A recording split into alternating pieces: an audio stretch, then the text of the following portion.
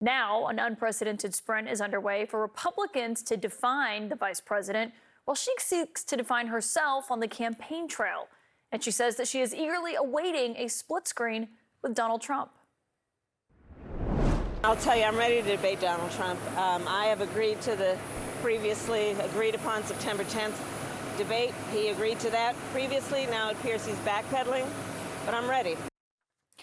In a sign of just how quickly things are changing, that was this morning. But just moments before we came on air, a newly released statement from the Trump campaign came out where they are hedging on the debates altogether, backing out of them for the time being, with Trump's spokesperson saying, and I'm quoting now from the new statement, "General election debate details cannot be finalized until Democrats formally decide on their nominee." The Trump campaign implying, with no evidence, that Democrats could change their mind again on Kamala Harris as the vice president, even though Biden was not officially the Democratic nominee at the last debate. We're going to start tonight with our political sources, CNN political commentator S.E. Cupp, former Republican Congressman Lee Zeldin of New York, and also former New York City Mayor Bill de Blasio. Great to have you all here. And S.E., I just want to start with you on this statement that we just got from the Trump campaign. Are you surprised by this? I mean, what do you make of what they're saying tonight? I'm not, but it is striking the way Kamala Harris has scrambled the very finely tuned Chris LaCivita operation that was being run. I mean, it was being run really well. Gone is the confidence. Remember Donald Trump sort of goading Biden into a debate. I'm ready for a debate. Let's do it right now, he said months before the actual debate. Gone is the discipline that Chris LaCivita had managed to hold Donald Trump to, basically through the convention. That's all gone. So what you're seeing now is sort of a desperation, a panic, not really knowing how to handle her new entry into the race. I'm not saying they won't figure it out, but they have not figured it out yet. I mean, this statement is a lot to unpack, but I don't think we should sanitize it. I think people should know exactly what it's saying. And it says, there's a strong sense, and this is from a Trump campaign spokesperson, Stephen Chung, there's a strong sense by many in the Democrat Party, namely Barack Hussein Obama, they use the former president's full name, that Kamala Harris is a Marxist fraud who cannot beat President Trump, and they are still holding out for someone better. Obama is on the verge of endorsing Harris, as you know. That's been the reporting all day. We should get that statement any minute now. But what do you read into why they're putting this out now and saying that they're not going to debate it as of this moment? I think that there are going to be debates. It's my personal opinion. As far as the details, there were two debates that were agreed to between the Trump campaign and the Biden campaign. Now we're talking about the Trump campaign negotiating a new debate with a new Democratic nominee. As far as when those will take place, what channels they'll take place, will there be one, will there be two, will there be three? I just don't know. And, to Essie's point, and we're all obviously entitled to our own perception because that's how this works in this country. I mean, I think that there's a new opponent, and when you have a new opponent, maybe some dynamics change, but a lot of the issues are the same. But that's not what they're saying here, because September 10th was the general date that they had agreed on. And Trump said the other day that he was willing to debate her multiple times. By September 10th, she will officially be the nominee. The Democratic convention will have happened by then. Yeah, I think we're going to have debates. Again, my personal opinion. But if you ask voters what are your most important issues, that hasn't changed. People are still going to talk about the border and the economy and crime or national security, foreign policy. And substantively, Kamala Harris is so connected to this administration and this White House. I think that substantively, as you're preparing for what are your top issues, what is your message, what is your platform, I think a lot of that stays the same, although your opponent changes. But if they're the same, then why wouldn't he just debate her? He debated Biden. If you're saying it would be like debating, it would just be like debating Biden on the same issue. Else in mind. Why wouldn't he just do it? I hear Mr. Mayor trying to get in, and I want you to listen to what Trump said the other day, because he talked about these debates 2 days ago. Yes, I'm trying to make sure what day of the week it is. It's been really crazy. But Mr. Mayor, listen to what Trump said just on Tuesday about this prospect of debating the vice president. Are you looking forward to debating Kamala Harris?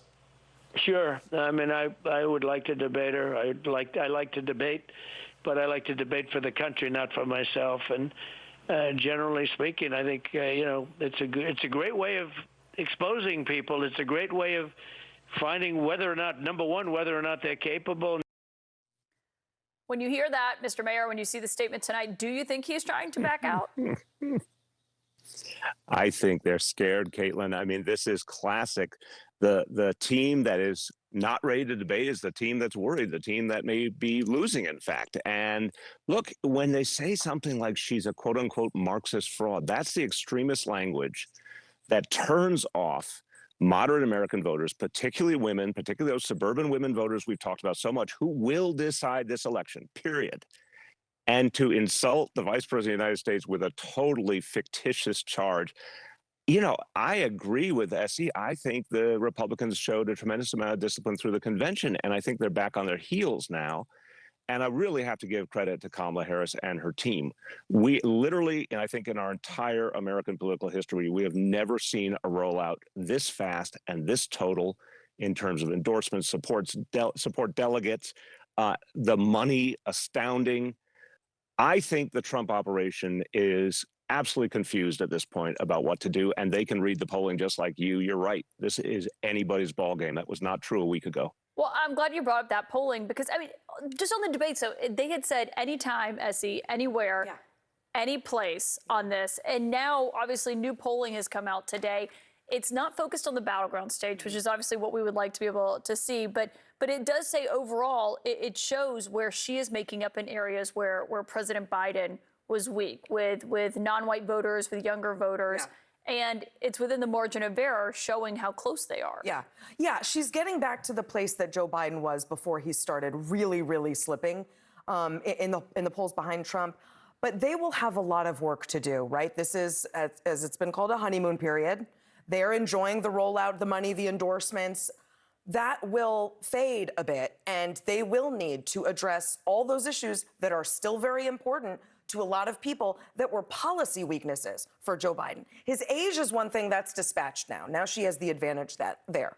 But the issues are the same, and she will have to lay out an agenda that isn't just Joe Biden's, but is hers. What are we voting for? If you're there instead of Joe Biden, it must be for a reason other than the fact that you're 20-something years younger. You must have some different vision. It can be similar. It can be built off of Joe Biden's legacy, but you've got to give us something at some point that tells us who you are and who we would vote for. And it's not like these numbers are all bad for Trump. When you look at inside the poll, it says that, you know, his favorables are higher than they've ever been. I mean, it comes after the attempted assassination and how the Republican convention was. You heard the mayor saying he thought it was really disciplined and well run. I mean, so why is he looking at that and thinking, well, I'm not going to debate her until she's officially the nominee, when she will officially be the nominee by the time of the scheduled next debate? Yeah, and the statement is not saying that there's not going to be a debate. We're going to finalize the debate I've covered details. Trump for a long time. So this is Trump backing out of the debates for now. As far as the polling goes, I mean, we're talking about a tight race. And it's about getting your people out to vote on Election Day. As far as a substantive debate on the issues, for the people who care about the border, Kamala had a very important role inside of this administration with regards to the border policy. And from day one, the moment that they came into office, they stopped construction of the border wall. They ramped up catch and release. They got rid of Remain in Mexico. They got rid of Title 42 without a replacement. Kamala Harris was the person who was comparing ICE to the KKK. She wanted to defund ICE. She says coming into the country illegally is not a crime. And all of this is her record that she has to own. And when it's pointed out that she was the most liberal senator on GovTrack in 2019, then GovTrack gets rid of the website. When a reference is made about how she was the border czar, which was all over media, then all of a sudden it gets wiped out. And the same reporter in Axios who wrote the story in 2021 saying that she was the border czar is now writing a story saying that she was never the border czar. Well, and I think this is an interesting conversation to have about on immigration and where she runs on this. I mean, she also was criticized by progressives on the left for saying do not come when she was in Guatemala. So, I mean, I think that it can go both ways. You're referencing what she said when she was running in 2020. Mr. Mayor, what are your thoughts on that? Look, I deep respect for Lee, but just disagree entirely on the way he's characterizing the vice president and what she said and what she believes. But I want to go back to Essie's point, which I think unites all this. It's a chance now for Kamala Harris to have her own vision, not Joe Biden's vision. She can build off it, I agree, but her own vision. You know what? Whatever role in the administration, she now gets to say what she thinks needs to happen with the border, with immigration, with the tough issues that we're facing. And I think it's a golden moment, actually, because she has this amazing momentum. Look, if she can talk about the things that Democrats have always been strong on, healthcare, the interests and needs of working people, labor unions, the things that, by the way, in that blue wall set of states, Pennsylvania, Wisconsin, Michigan, talk about labor unions and the support that she has had for them, which Donald Trump cannot claim. There is so much here to work with. But I agree with SC's point. If the vice president talks only about the problems with Donald Trump, that's not enough. She has a chance to do what Joe Biden honestly didn't do enough of, except for during the State of the Union, which is provide a positive, proactive vision of how she's going to change America. And I think that will elevate her campaign. Trump can't go there. She can.